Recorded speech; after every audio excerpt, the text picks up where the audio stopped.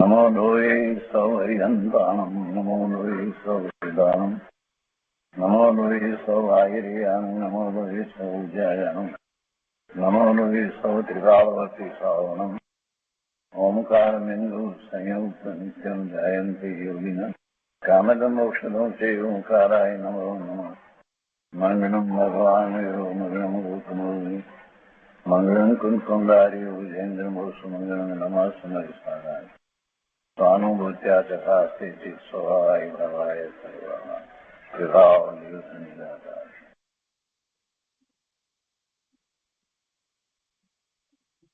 સ્વામી કાર્તિકેય અનુપ્રેક્ષા. કાર્તિકેય સ્વામી રચિત આ 12 ભાવનાનું શાસ્ત્ર છે, પણ એમાં 12 ભાવના કરતા ઘણી વિશેષ વાત આવે છે અને એમાં આપણે ધર્મ ભાવનાના સ્વરૂપનો વિચાર કરીએ છીએ, આચાર્ય ભગવાનની ગાથાઓ સમજીએ છીએ તો આપણને લાગે છે કે આ શાસ્ત્રમાં તો જાણે કે સમગ્ર જૈન દર્શનનો સાર ભરી દીધો હોય એટલી બધી વાત એમાં આવે છે.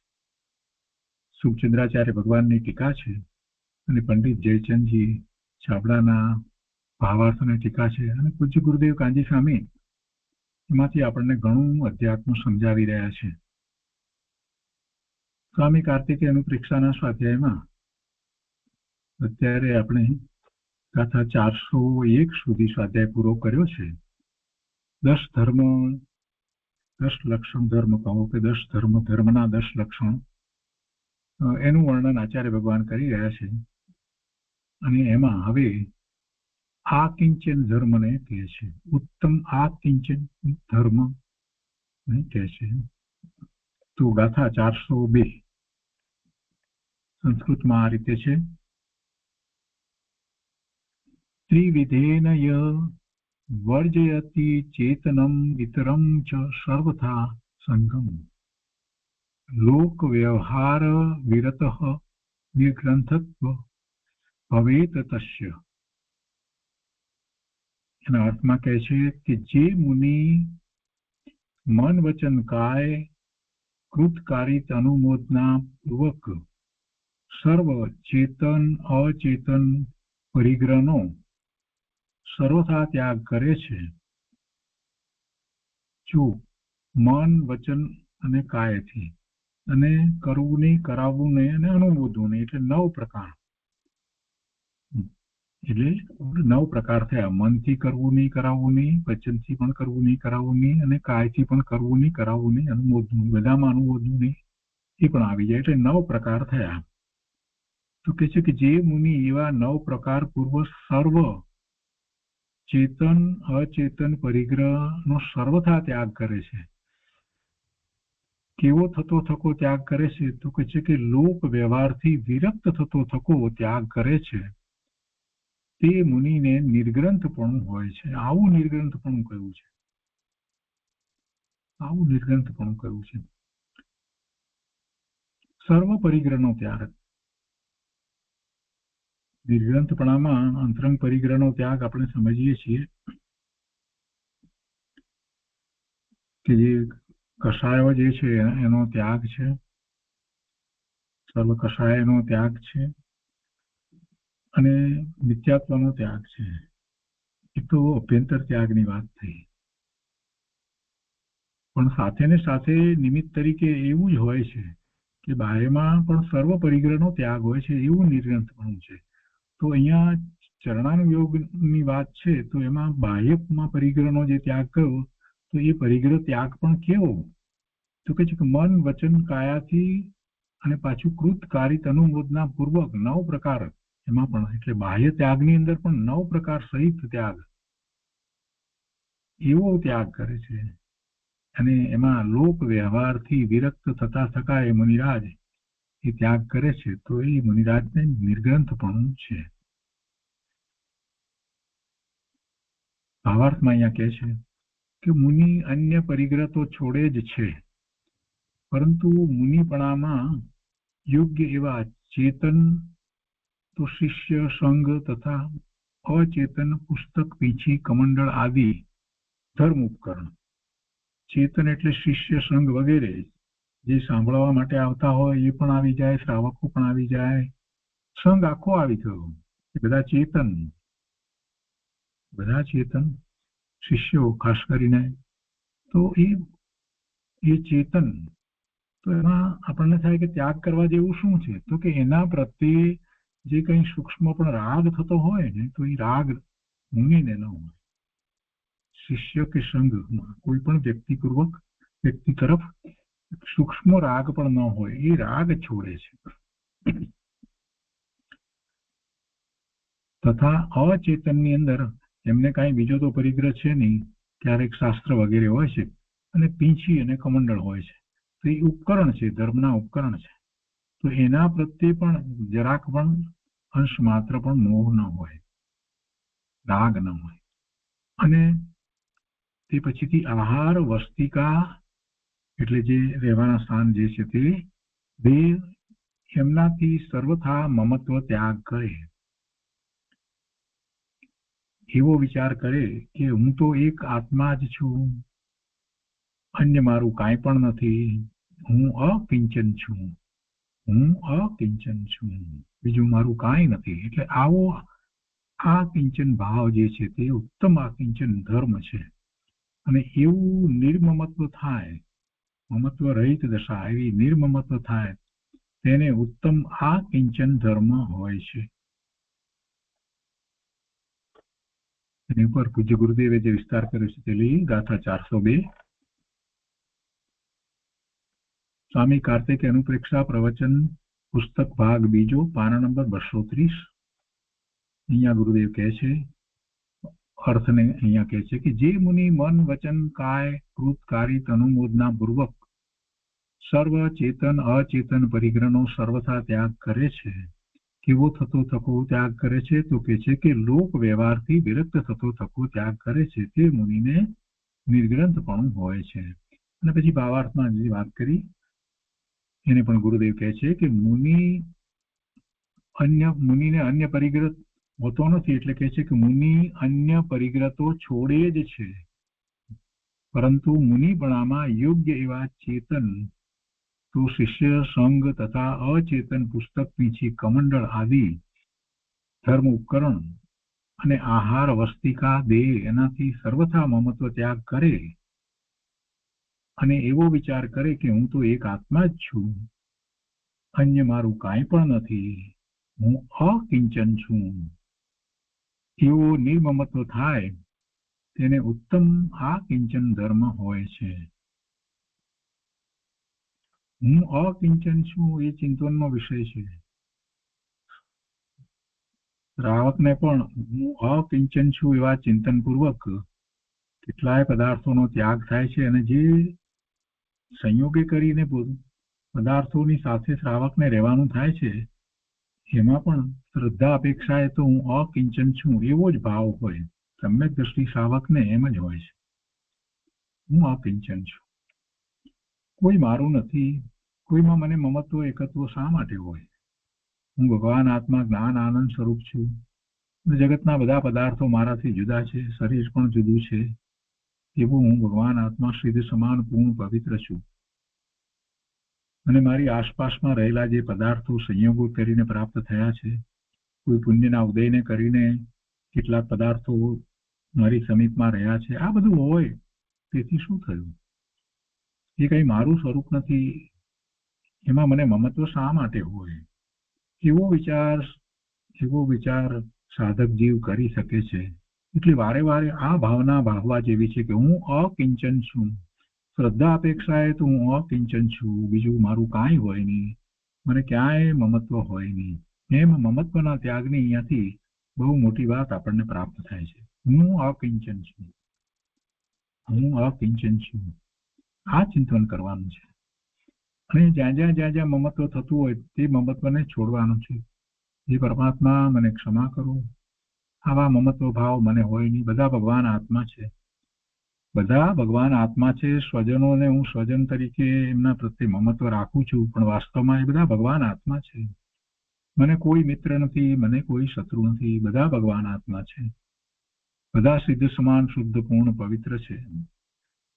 અને જે એવો પુરુષાર્થ કરે છે એ એને પ્રગટ પણ કરે છે. એટલે મને શા માટે કોઈ પ્રત્યે મમત્વ હોય? મમત્વ એ મારું સ્વરૂપ નથી, એટલે કોઈ પ્રત્યે મને મમત્વ નથી, હું અકિંચન છું.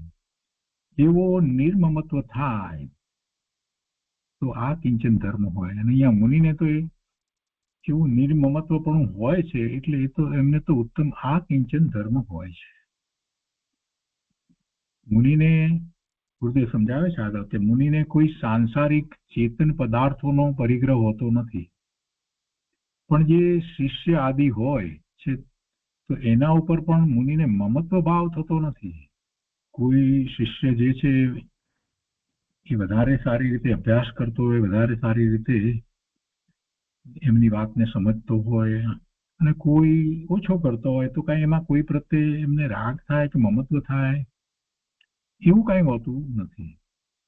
અને જો પર્યાયમાં એમને રાગ થાય પછી મમત્વ કહેવાય. અને મમત્વ જ્યાં સુધી છે ત્યાં સુધી તો સાચા અર્થમાં ઉત્તમ આકિંચન ધર્મ પણ રહેતો નથી. એટલે મુનિને એમ હોતું નથી. કોઈ પણ શિષ્ય આદિ હોય તો એના ઉપર પણ મુનિને મમત્વ ભાવ થતો નથી, અને પર્યાયમાં રાગ થાય છે તે પણ મારી કાયમી ચીજ નથી. કોઈ પણ જગ્યાએ ક્યાંય રાગ થાય તો તરત જ એ ક્ષણિક છે અને મારી વસ્તુ નથી, મારા સ્વભાવમાં નથી. હું તો પર વસ્તુના સંબંધ વિનાનો છું.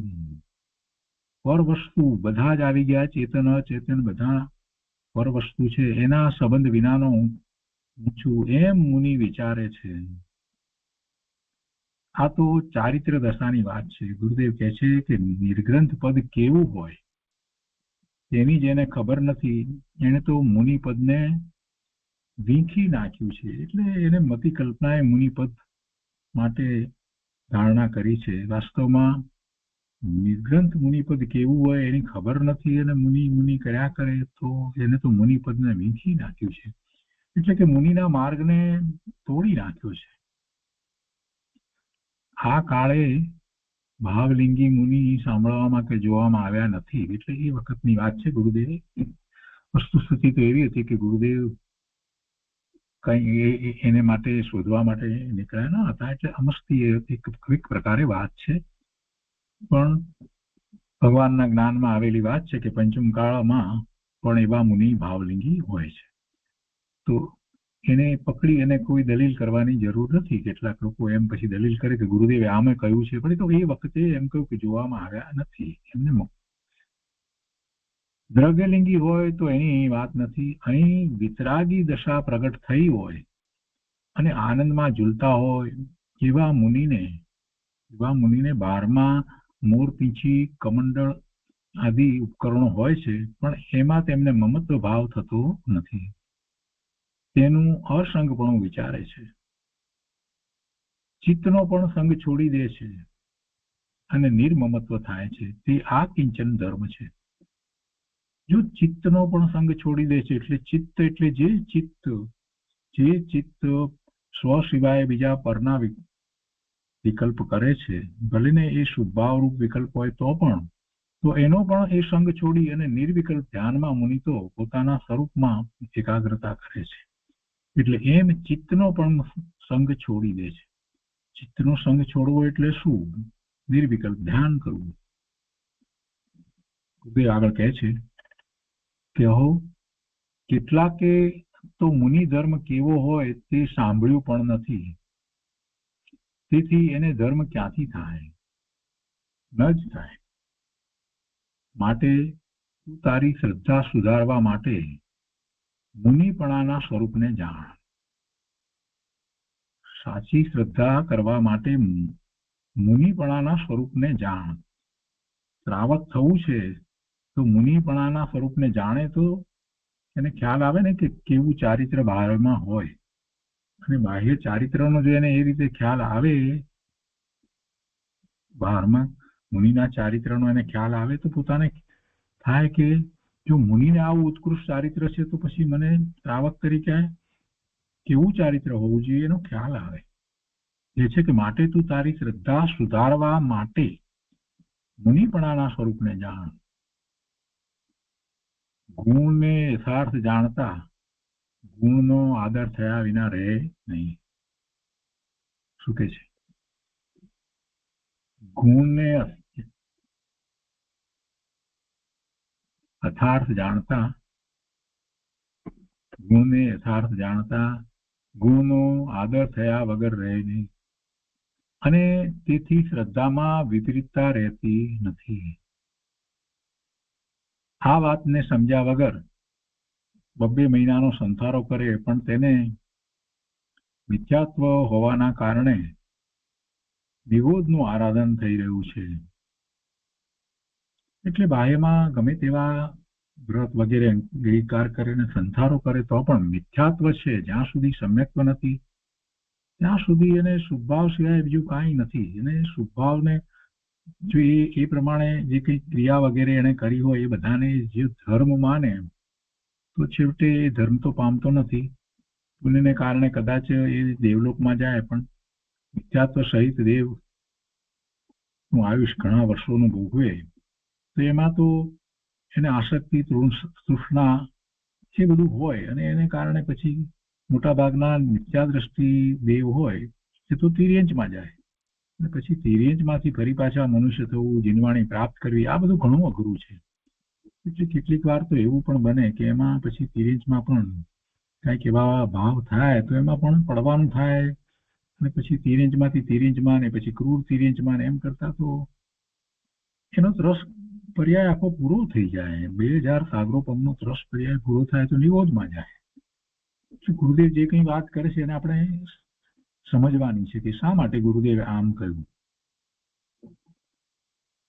ગુરુદેવ કહે છે કે આ વાતને સમજ્યા વગર 2 મહિનાનો સંથારો કરે પણ તેને મિથ્યાત્વ હોવાના કારણે નિગોદનું આરાધન થઈ રહ્યું છે. કદાચ તે સ્વર્ગમાં જાય તો તે અપવાદ માર્ગ છે, પણ મિથ્યાત્વી તો નિગોદમાં જાય છે. તે ઉત્સર્ગ માર્ગ છે, એમ જ માર્ગ છે. સાચો માર્ગ તો એમ જ છે. આ વાત કોઈનો તિરસ્કાર કે અનાદર કરવા માટે નથી. જો ગુરુદેવે અહીંયા સ્પષ્ટતા કરી છે, એક લીટીની સ્પષ્ટતા બરાબર સમજવાની છે. આ વ્યક્તિગત કોઈ માટે નથી કરી. આ વાત કોઈનો તિરસ્કાર કે અનાદર કરવા માટે નથી.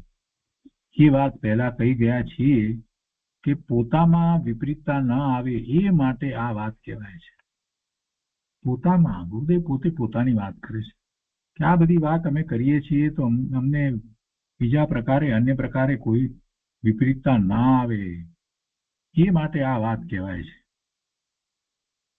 પોતામાં વિપરીતતા ન આવે એ માટે આ વાત કહેવાય છે. એટલે ગુરુદેવ જાણે કે પોતાની વાત કરતા હોય એ રીતે વાત કરી દીધી. અને આ તો વાત ગુરુદેવે પહેલા પણ કરી છે કે અમે કોઈનો તિરસ્કાર કે અનાદર નથી કરતા, પણ વસ્તુ સ્વરૂપ જે છે તે સ્વરૂપની વધારે અમે દ્રઢતા કરીએ છીએ, અને એમાં જે કંઈ બાંધછોડ કરવામાં આવતી હોય તો એને કારણે તો નિગોદમાં જવાનું થાય. એમ કરી અને પોતે એટલી જાગૃતિ રાખે છે. એટલે કહે છે ને કે પોતામાં વિપરીતતા ના આવે એ માટે આ વાત કહેવાય છે. ગુરુદેવે કોઈને માટે કાંઈ કહ્યું નથી, પોતાને માટે જ આખી બધી વાત છે. ગુરુદેવ પ્રવચન આપે છે, બધાને સ્વાધ્યાય કરાવે છે, તો એમાં ગુરુદેવ પોતે પોતાનું કાર્ય કરી રહ્યા છે. ગુરુદેવ પોતાનું કાર્ય કરી રહ્યા છે એ વાતને વધારે ને વધારે પોતે સ્પષ્ટ કરે છે, દ્રઢ કરે છે. અંતરમાં એ જ ભાવ ચાલે છે. એટલે તો વારંવાર ગુરુદેવ ધ્યાનમાં બેસી જતા હતા. કેટલીક ક્ષણ માટે તો એ પ્રવચન આપતા આપતા પણ જાણે કે અંદર ચાલ્યા ગયા હોય એવું આપણને લાગે. તો આ બધું શા માટે હતું? કેમ કે એ વખતે જે વાણી નીકળે છે તો એ સાથે એમના જે ભાવ છે એ ભાવ એવા ઉત્કૃષ્ટ હોય, અને એવા ભાવ ઉત્કૃષ્ટ વધારે ને વધારે આગળ થતા જાય એમાં જ રહે. એ માટે ગુરુદેવ પોતે ખરેખર તો પોતાનો જ સ્વાધ્યાય કરી રહ્યા હતા. એ વાત પહેલા કહી ગયા છીએ કે પોતામાં વિપરીતતા ન આવે એ માટે આ વાત કહેવાય છે. માટે જીવોએ મૂંઢતા ટાળીને મુનિપણાનું યથાર્થ જ્ઞાન કરવું જોઈએ. એ રીતે મુનિનો ઉત્તમ આ કિંચન એટલે કે મમત્વ રહિત ધર્મ કયો. આ કિંચન ધર્મ મમત્વ રહિત ધર્મ કયો. આમ પણ વસ્તુનો ત્યાગ તો ક્યાં આત્મા કરી શકે છે? વસ્તુ પ્રત્યેનું જે મમત્વ છે એ મમત્વને છોડવાનું છે. એમાં બાહ્ય પદાર્થોમાં હિતની બુદ્ધિ, એ મને કાંઈક લાભનું કારણ છે, આવી બુદ્ધિ જે છે તે છોડવાની છે. એ મમત્વનો ત્યાગ કરવાનો છે. ત્યાગ શાનો કરે છે? હવે આગળ ઉત્તમ બ્રહ્મચર્ય ધર્મ કહે છે, તો એના પછીની ગાથા છે 403. એમાં ઉત્તમ બ્રહ્મચર્ય ધર્મને કહે છે.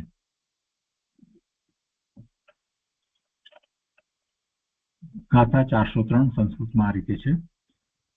યહ પરિહરતિ સંગમ મહિલાના નૈવ પશ્યતિ રૂપમ કામ કથાદિની વૃતઃ નવધા બ્રહ્મ ભવેત તસ્ય. એના અર્થમાં કહે છે, જે મુનિ સ્ત્રીઓની સંગતિ ન કરે, તેમના રૂપને ન નિરખે, કામની કથા તથા આદિ શબ્દથી તેના સ્મરણ આદિથી રહિત હોય, એ પ્રમાણે મન વચન કાય કૃત કારિત અને અનુમોદના એમ 9 પ્રકારથી તેનો ત્યાગ કરે, તે મુનિને ઉત્તમ બ્રહ્મચર્ય ધર્મ હોય છે.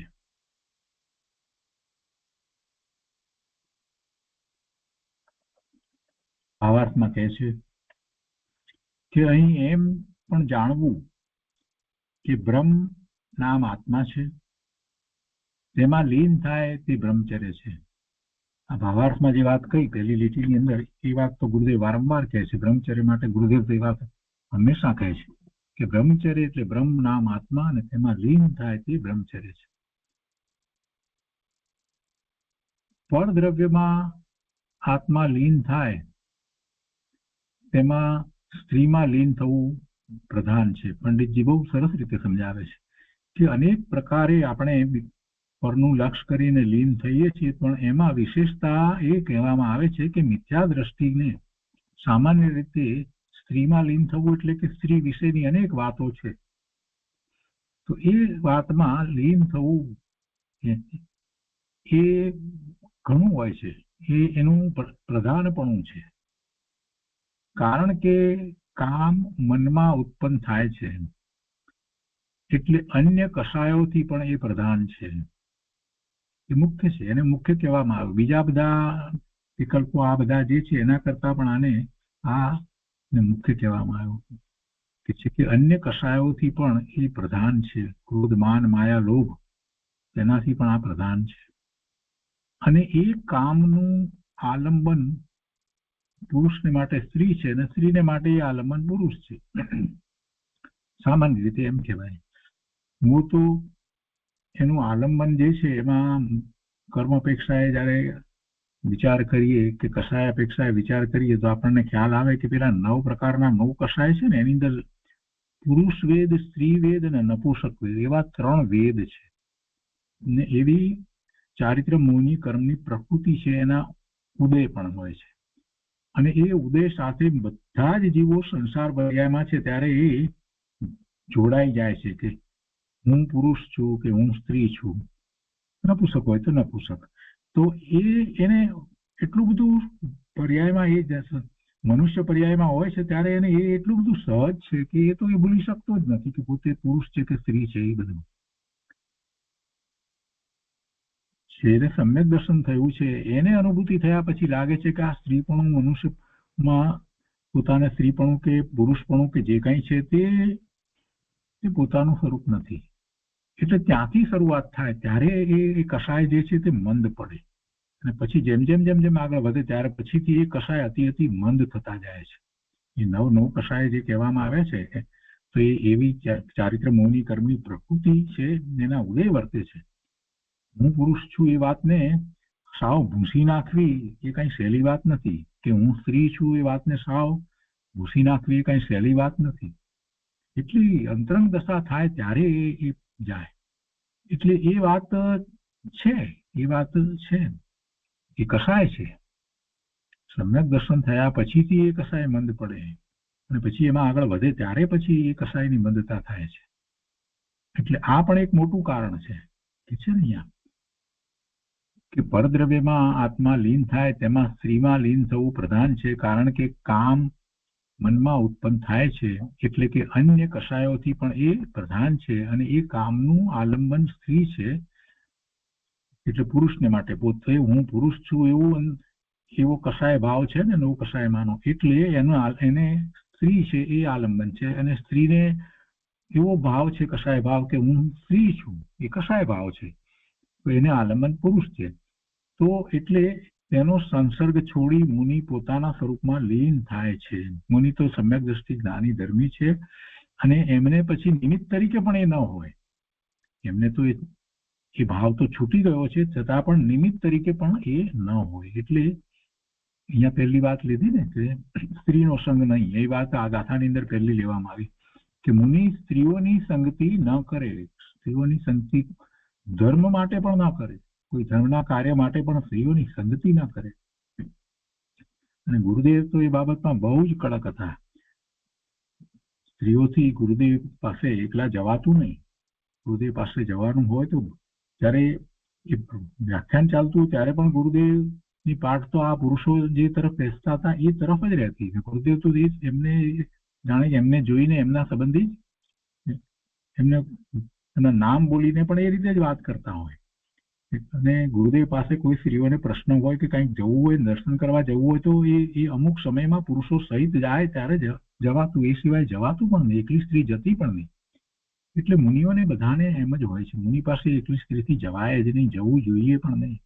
સ્ત્રીઓએ પણ સમજવું જોઈએ. કેટલીક જગ્યાએ આ બધું જે છે સ્ત્રીઓ સમજ્યા વગર એવી રીતે જાય છે, એ બધું ઠીક નથી. મુનિએ જયારે એવો સંગ છોડ્યો છે તો પછી આપણે પણ એટલી જવાબદારી છે કે આપણે ક્યારે ક્યાં કેમ જવું. એવી જ રીતે આર્જિકા પાસે પણ એમ જ સમજવાનું છે કે આર્જિકાજી પાસે પણ પુરુષોએ ગમે ત્યારે જવું ના જોઈએ, આમ છે તેમ છે ના. એમનો અમુક સમય હોય એ વખતે, અને એમાં પણ સાથે સ્ત્રી સહિત કોઈ પણ જે બહેન હોય કે માતા બહેન સાથે જ એમની પાસે જવાય. એટલે પુરુષોએ પણ એ વાતને ખ્યાલમાં રાખવાની જરૂર છે કે આર્જિકાજી પાસે ક્યારે જવાય. તો અહીંયા વાત એ ચાલી રહી છે કે મુનિએ તો એ સંગ છોડ્યો છે, એનો સંસર્ગ છોડી અને મુનિ પોતાના સ્વરૂપમાં લીન થાય છે.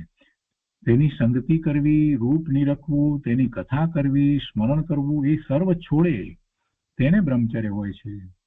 અને અહીં સંસ્કૃત ટીકામાં શીલના 18,000 ભેદ આ પ્રમાણે લખ્યા છે. શીલના, બ્રહ્મચર્ય એટલે શીલ, તો શીલના 18,000 ભેદ આ પ્રમાણે લખ્યા છે. કેમ કે મન, વચન, કાયાથી કરવું નહીં, કરાવવું નહીં અને અનુમોદવું નહીં, એમ 9 પ્રકારથી જયારે વાત કરવામાં આવે, અને એમાં પણ સ્ત્રીનો સંગ તો નહીં, પણ સ્ત્રીના જે કંઈ પિક્ચર વગેરે જે હોય, જે ફોટોગ્રાફ આપણે જે કહીએ, કોઈ ચિત્ર હોય કે કાંઈ પણ, એ સંબંધી પણ નહીં, એમ એટલી બધી વાત છે. અને મન, વાણી, કાયા એ પ્રમાણે વાત છે, તો એના સંબંધીની વાત પણ નહીં, એ બધી જ વાત લેવી છે, 9 પ્રકારથી લેવું છે ને. એટલે પછી એનો ખૂબ વિસ્તારથી અહીંયા સંસ્કૃત ટીકાની અંદર 18,000 ભેદની વાત લખી અને સમજાવવામાં આવ્યું છે. જો એ 18,000 ભેદ કેવી રીતે થાય, આપણને પહેલા તો વિચાર થાય, તો 18,000 ભેદ આ રીતે થાય છે કે અચેતન સ્ત્રી એટલે કાષ્ટની કે પાષાણની કેવી સ્ત્રી, એ તો સ્ત્રી નથી, ખાલી એટલું સ્ત્રી એવું રૂપ એ લેવામાં આવ્યું છે. એવી સ્ત્રી જે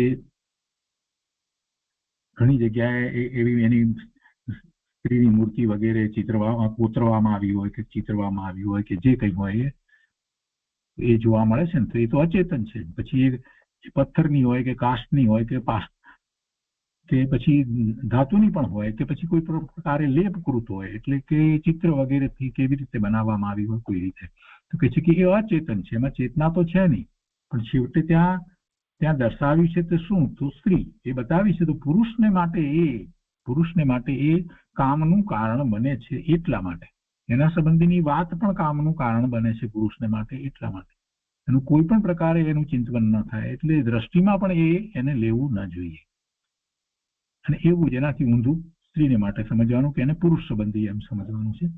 તો કે છે કે અચેતન સ્ત્રી કાષ્ટ, પાષાણ અને લેપકૃત છે.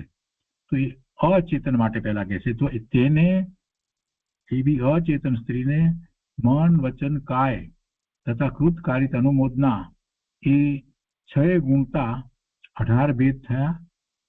તેને 5 ઇન્દ્રિયોથી મન વચન કાયાથી લેવું છે ને, એટલે 5 ઇન્દ્રિયોથી ગુણતા 90 ભેદ થયા. તેને દ્રવ્ય અને ભાવથી ગુણતા 180 ભેદ થયા. તેને ક્રોધ માન માયા લોભ એ 4 થી ગુણતા 720 ભેદ થયા. તો એ પ્રમાણે અચેતન સ્ત્રી નૈમિતિક કુશીલ 720 ભેદે થયું. અચેતન સ્ત્રી નૈમિતિક, અચેતન સ્ત્રી જેમાં નિમિત્ત હોય એ રીતે કુશીલ 720 ભેદથી થયું. હવે ચેતન સ્ત્રી સંબંધી કહે છે કે ચેતન સ્ત્રી એટલે ચેતન સ્ત્રીમાં દેવાંગના હોય, મનુષ્યની સ્ત્રી એટલે મનુષ્યની હોય તથા તિર્યંચણી હોય. તો એ 3ને કૃત કારિત અનુમોદનાથી ગુણતા 9 ભેદ થયા. તેને મન વચન કાયા એ 3 થી ગુણતા 27 ભેદ થયા. તેને 5 ઇન્દ્રિયોથી ગુણતા 135 ભેદ થયા. તેને દ્રવ્ય અને ભાવથી ગુણતા 270 ભેદ થયા. તેને આહાર ભય મૈથુન પરિગ્રહ એ 4 સંજ્ઞાથી ગુણતા 1080 ભેદ થયા. તેને અનંતાનુબંધી અપ્રત્યાખ્યાનાવરણી પ્રત્યાખ્યાનાવરણી અને સંજલન રૂપ ક્રોધ માન માયા લોભ રૂપ 16 કષાયોથી ગુણતા 17,280 ભેદ થયા. તો આ 17,280 ભેદ અને એમાં પેલા જે ઉપરના અચેતન સ્ત્રીના નિમિત્તથી જે 720 એને મેળવીએ તો કુલ 18,000 ભેદ થાય છે. 18,000 ભેદ કહે. વળી એ ભેદોને અન્ય પ્રકારથી પણ કયા છે તો તે અન્ય ગ્રંથોથી જાણવા, અન્ય ગ્રંથમાં જુદી રીતે કયા છે અને એનું પણ અહીંયા વર્ણન નીચે કરવામાં આવ્યું છે. પણ આપણે આ એક રીતે સમજ્યા છીએ. મૂળ વાત તો એ જ સમજવાની છે કે કોઈ પણ પ્રકારે સ્ત્રી સંબંધી નો પુરુષને કોઈ પણ વિકલ્પ ઉઠે એ વાત બરાબર નથી. અને એટલા માટે એનો એક જ રસ્તો બતાવી દીધો કે બ્રહ્મ નામ આત્મા ને આત્મામાં જ ચર્યા કરીએ, આત્મામાં જ ચર્યા કરવામાં આવે એને સાચું બ્રહ્મચર્ય. એ સિવાય બીજી કોઈ રીતે ચર્યા હોય નહીં તો એને માટે બ્રહ્મચર્ય, સાચું બ્રહ્મચર્ય, ઉત્તમ બ્રહ્મચર્ય એ સહજ હોય છે. તો કે એ બધા આત્માના પરિણામ વિકારના જે ભેદ છે 18,000 ની વાત કરી છે, તો તે બધાને છોડી જ્યારે આત્મા પોતાના સ્વરૂપમાં રમણ કરે, સ્વરૂપમાં રમણતા કરે ત્યારે ઉત્તમ બ્રહ્મચર્ય હોય છે. અને પછીથી એવા શીલ, બ્રહ્મચર્ય એટલે શીલ કહ્યું ને, તો એવા શીલવાનનું મહાત્મ્ય કહે છે ગાથા 404 તો એ પણ આપણે સાથે લઈએ છીએ. યહ ન અપી યાતિ વિકારમ તરુણી જન કટાક્ષ બાણ વિદ્ધ અપી સ એવ શૂર શૂર રણશૂર ન ભવેત શૂર. એના અર્થમાં કહે છે કે જે પુરુષ સ્ત્રી જનના કટાક્ષ રૂપ બાણોથી, અહીંયા કહ્યું ને તરુણી જન કટાક્ષ બાણ વિદ્ય, જે પુરુષ સ્ત્રી જનના કટાક્ષ રૂપ બાણોથી વિંધાયો છતાં પણ વિકારને પ્રાપ્ત થતો નથી તે શૂરવીરોમાં પ્રધાન છે. સ્ત્રીઓના કટાક્ષ રૂપી બાણથી વિંધાયો છતાં પણ એ વિકારને પ્રાપ્ત થતો નથી તો એ સાચો શૂરવીર છે, શૂરવીરોમાં શ્રેષ્ઠ છે, શૂરવીરોમાં પ્રધાન છે, મુખ્ય છે. બાકી શૂરવીરતા તો અનેક પ્રકારે રણ સંગ્રામમાં હોય પણ એ ખરેખર શૂરવીર પણ નથી. એ છે કે પરંતુ જે રણ સંગ્રામમાં શૂરવીર છે તે ખરેખર શૂરવીર નથી. આ સાચો શૂરવીર તો છે કે સ્ત્રી જનના કટાક્ષ રૂપ બાણોથી વિંધાયો છતાં પણ વિકારને પ્રાપ્ત થતો નથી.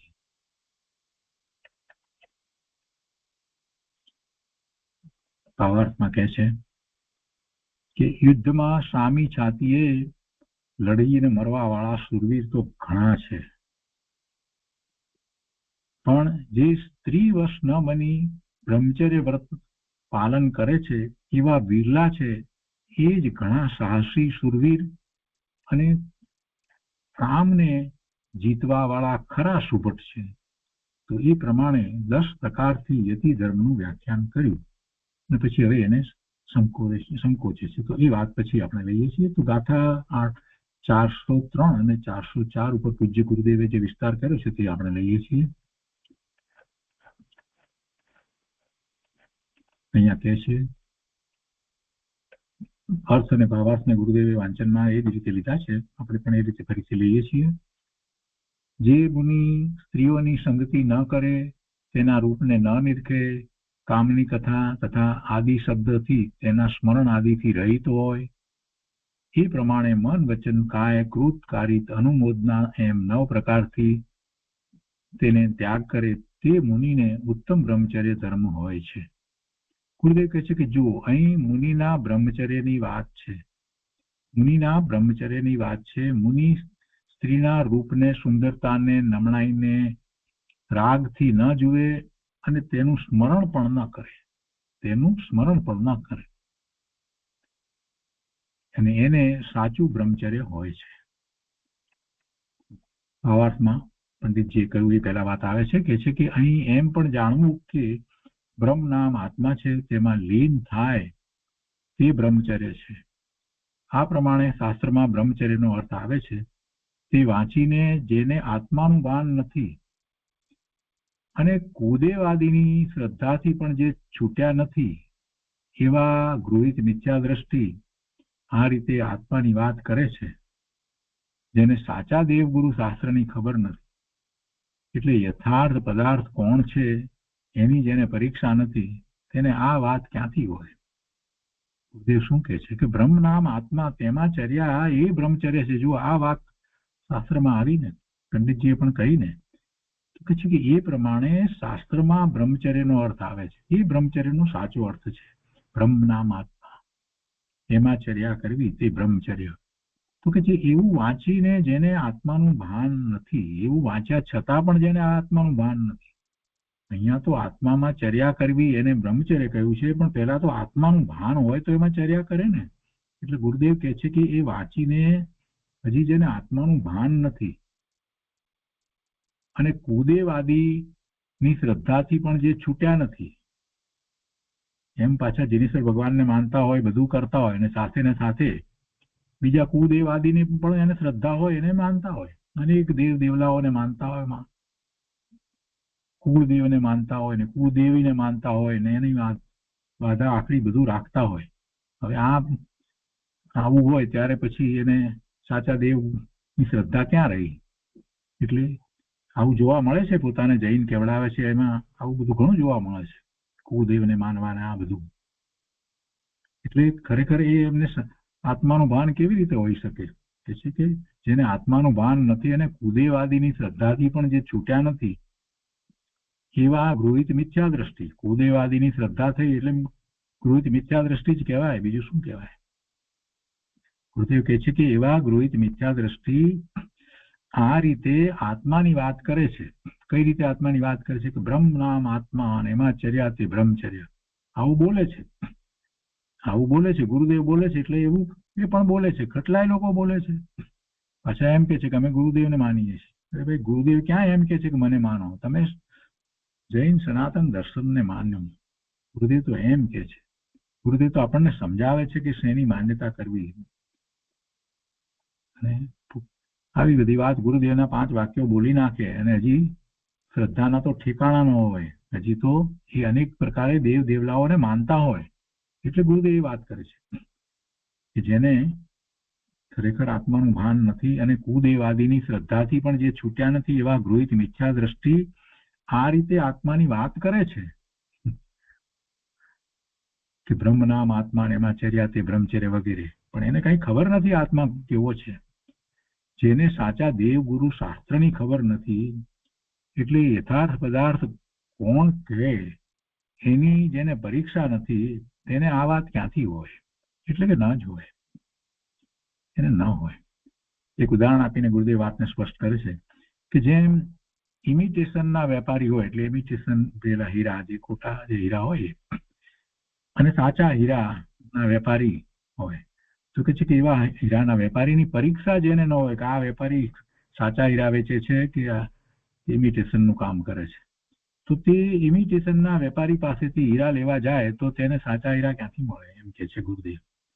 તેમ જેને સાચા દેવ આદિની શ્રદ્ધા હોય નહીં અને એની નકલ કરે તો એને બ્રહ્મ એવા આત્માની પ્રાપ્તિ થાય નહીં.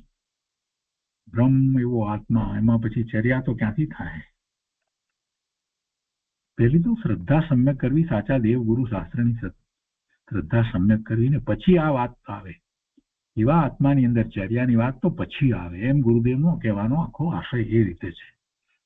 આપણે ભૂલી જઈએ બ્રહ્મ નામ આત્મા અને એમાં ચર્યા કરવી તેનું નામ બ્રહ્મચર્ય, એમ વાત બોલવાનો કઈ અર્થ નથી. પહેલા તો આત્માને જાણવું, ગુરુદેવ એના ઉપર ભાર મૂકે છે કે સાચા સ્વરૂપની શ્રદ્ધા કેવી રીતે થાય. સાચા દેવ ગુરુ શાસ્ત્રની શ્રદ્ધા, અને એ પ્રમાણે આગળ વધે ને આત્મા કેવો છે એને જાણે તો સાચી શ્રદ્ધા થાય. ગુરુદેવ કહે છે કે દયા દાન ભક્તિના શુભ ભાવથી ધર્મ થાય એવી જેની પ્રરૂપણા છે તેને ગૃહિત મિથ્યાત્વ તો પડ્યું છે, પણ શાસ્ત્રના બહાના નીચે અધ્યાત્મની વાત કરે છે. બહુ મોટી વાત કરી છે, કેમ કે આ શાસ્ત્રની વાત ચાલતી હોય, વાંચે પછી એ પ્રમાણે પોપટની જેમ બોલ્યા કરે, સમજાવ્યા કરે, વિસ્તારો કર્યા કરે, એવું જ થઈ રહ્યું છે. એવું જોવામાં ઘણું આવે છે. એટલે કે છે કે શાસ્ત્રના બહાના નીચે અધ્યાત્મની વાત કરે છે. હજી અંદરમાં તો એમ પડ્યું છે કે શુભ ભાવથી ધર્મ થાય, અને શાસ્ત્રના બહાના નીચે અધ્યાત્મની વાત કરે છે. પહેલા તો એ વાત કાઢવી જોઈએ ને કે દયા દાન ભક્તિ જે બધો છે તે શુભ ભાવ છે, અને પોતે તો શુદ્ધ ભાવે થવાનું છે. આમાં સંતોષાઈ જવાનું નથી. આ ધર્મ નથી. શુભ ભાવ છે તે ધર્મ નથી. દયા દાન ભક્તિના શુભ ભાવથી ધર્મ થાય એવી જેની પ્રરૂપણા છે, અને એના ફળની જેને અંદરમાં ઊંડે ઊંડે આશા પડી છે કે એવા પુણ્યને કારણે પોતાની ગતિ વગેરે સારી થાય વગેરે વગેરે, તો તેને તો ગૃહિત મિથ્યાત્વ તો પડ્યું છે. અગૃહિતની સાથે એટલું ગૃહિત મિથ્યાત્વ પણ છે. અને પછી પાછો શાસ્ત્રના બહાના નીચે, એટલે શાસ્ત્રની વાત આવે એટલે પછી એ પણ બોલે છે, શાસ્ત્રના બહાના નીચે અધ્યાત્મની વાત કરે છે, તો તે ગૃહિત મિથ્યાત્વને પણ પુષ્ટ કરે છે. ગૃહિત મિથ્યાત્વને ટાળ્યા વિના બ્રહ્મ અર્થાત આત્માનું સાચું કથન પણ આવે નહીં. ગૃહિત મિથ્યાત્વને ટાળ્યા વિના બ્રહ્મ નામ આત્મા એનું સાચું કથન પણ આવે નહીં. ઘણા માણસો સાંભળવા જાય માટે સત્ય પ્રરૂપણા હશે એમ લોકો માને છે, પણ તે સતનું પ્રમાણ નથી. સતનું પ્રમાણ તો સતની કસોટી એ છે. વધારે લોકો ત્યાં ભેગા થયા સાંભળે એટલે કઈ સત્ય થઈ જાય? સત નથી. દેશના નેતા હોય અને ભાષણ કરે તો એમાં પણ હજારોની મેદની ભેગી થાય, લાખની મેદની પણ ભેગી થાય, તો એમાં શું છે? એમાં પણ ઘણા માણસો સાંભળવા જાય છે. મુસલમાનમાં પણ કુરાન વાંચે તો એમાં પણ ઘણા માણસો હોય છે, પણ વસ્તુ સ્થિતિને યથાર્થ જાણ્યા વગર સત હોતું નથી. મોક્ષ માર્ગ કઈ રીતે પ્રગટ થાય એને જાણી તેની શ્રદ્ધા કરી મોક્ષ માર્ગ પ્રગટ કરી કેવળ જ્ઞાન પ્રાપ્ત કર્યું હોય તેણે કહેલો માર્ગ તે સત્ય માર્ગ છે. એટલે જીનેશ્વર ભગવાને કહેલો માર્ગ તે સત્ય માર્ગ છે, કેવળી પરમાત્માએ કહેલો માર્ગ તે સત્ય માર્ગ છે. આપણને એમ થાય ગુરુદેવ કે આ વાત કેમ કરી? પણ ગુરુદેવે જે પહેલું વાક્ય હતું ને, બ્રહ્મ નામ આત્મા તેમાં ચર્યા તે બ્રહ્મચર્ય, તો એ વાત ઉપરથી આટલી બધી વાત કરી કે ભાઈ તમે આત્માને તો જાણો પહેલા, અને કોની વાતને તમે માની રહ્યા છો ધર્મના નામે? સાચા ગુરુ, સાચા દેવ અને સાચા શાસ્ત્ર ની હજી પૂરેપૂરી શ્રદ્ધા ન હોય, તમારી બીજી રીતે પણ શ્રદ્ધા હોય, કોઈક જગ્યાએ કાંઈક ને કાંઈક વસ્તુ માનતા હો, જે સાચા દેવ નથી, આરાધ્ય દેવ નથી, એને પણ દેવ માનતા હો, તો પહેલા એ તો સુધારો, પછી આ વાત કરો. આ તો બહુ મોટી વાત છે. બ્રહ્મ નામ આત્મા અને એમાં ચર્યા કરવી એ તો બહુ ઊંચી વાત છે. પહેલા આ તો કરો એમ કહેવાનો ગુરુદેવનો આશય છે. તમે શાસ્ત્રના અભ્યાસ કરો છો, સાંભળો છો, પ્રવચનો, બધું બરાબર સારી વાત છે, પણ એને કારણે માત્ર બોલવાથી કાંઈ થવાનું નથી. આત્માને જાણો પછી બ્રહ્મ નામ આત્મામાં ચર્યા થશે. ગુરુદેવે એ વળાંક આખો આપી દીધો છે, એટલે આપણને આ વાત કરી છે. એક વાક્ય પંડિતજીનું જે આવ્યું એને ગુરુદેવે ખૂબ ગંભીરતાથી લીધું કે તમે એમને બોલ્યા કરશો તો નહીં થાય.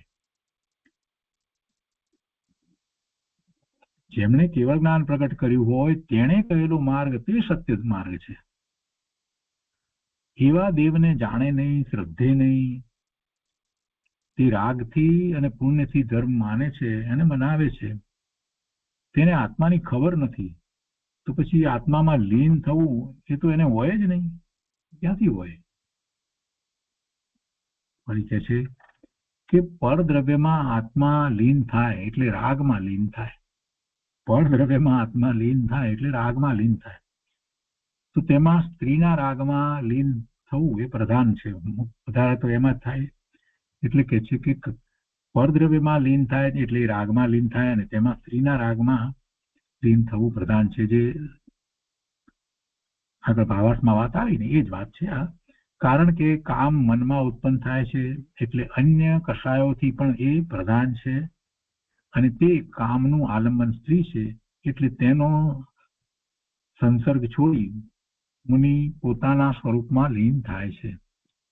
તેની સંગતિ કરવી એટલે સ્ત્રીની સંગતિ કરવી, એનું રૂપ નિરખવું, તેની કથા કરવી, એનું સ્મરણ કરવું, એ સર્વ છોડે તેને બ્રહ્મચર્ય હોય છે. હવે ગુરુદેવ કહે છે વધારે એનો વિસ્તાર કરતા કે કામનું મૂળ તો કલ્પના છે.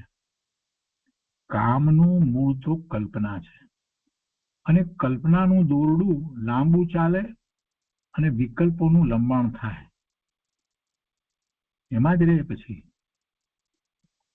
કામનું મૂળ તો કલ્પના છે, અને કલ્પનાનું દોરડું લાંબુ ચાલે, એક પછી એક કલ્પના ઉપર બીજી કલ્પના, એમ અને વિકલ્પો નું લંબાણ થાય, વિકલ્પો થયા કરે. એ એવા જ વિકલ્પો થયા કરે એટલે એને મુખ્ય કહેવામાં આવ્યું છે.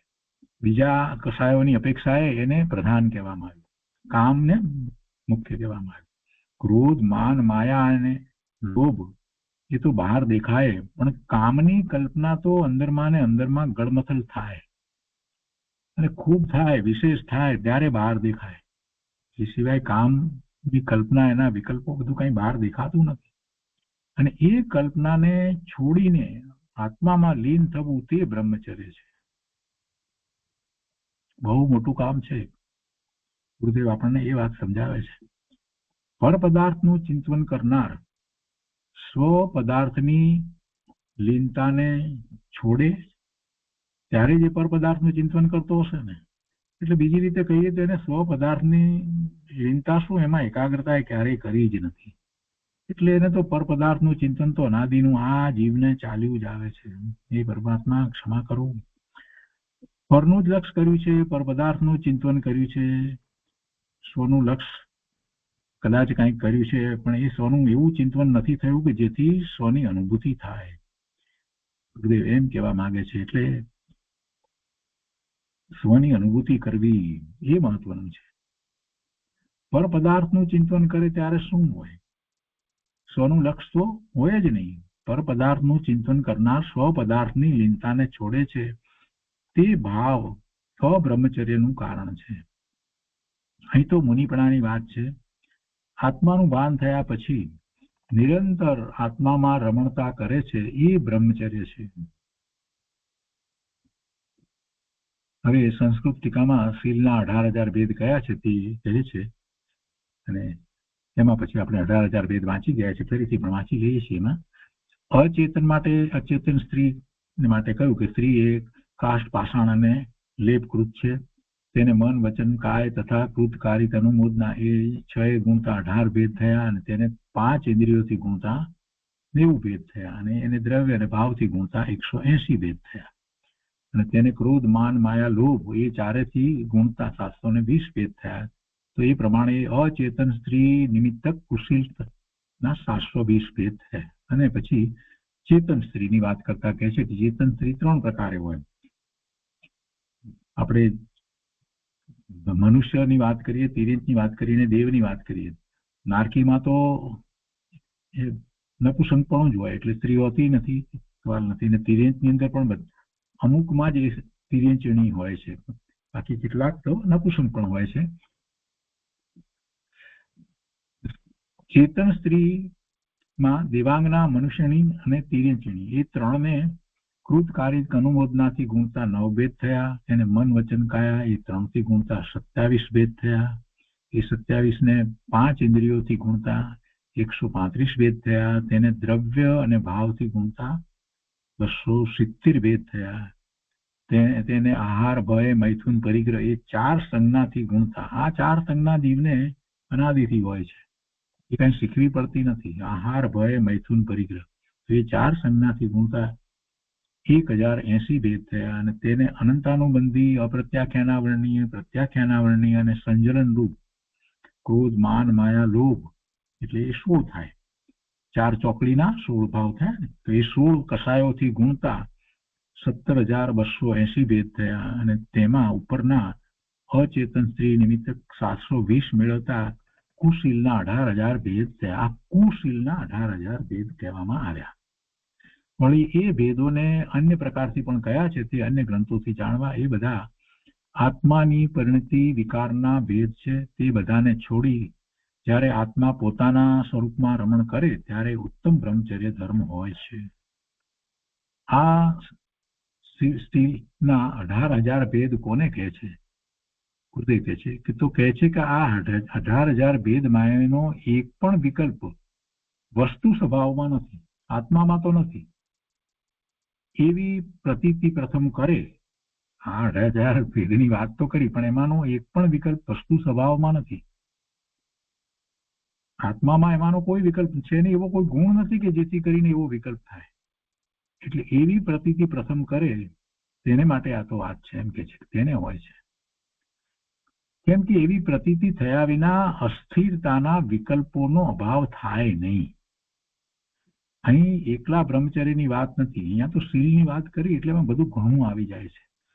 વસ્તુના સ્વભાવને સમજ્યા વગર અને સાચા દેવગુરુ શાસ્ત્રની શ્રદ્ધા વગર બહારના ત્યાગથી સાધુપણું મનાવે તો તે ગૃહિત મિથ્યા દ્રષ્ટિ છે. દયા, દાન, ભક્તિ, પૂજા આદિમાં તો પાપ મનાવે. કેટલીક વખત શાસ્ત્ર વાંચીને એવી રીતે પણ બોલે, એમ કે છે કે એમાં પણ નથી એમ, અથવા તો પુણ્ય મનાવે તો પણ. દયા, દાન, ભક્તિ, પૂજા આદિમાં તો પાપ મનાવે અને માત્ર કથાઓ વાંચી જગતના જીવોને મુગ્ધ કરે, પણ એમાં ધર્મ નથી. એ તો અન્ય મતની વાત કરી.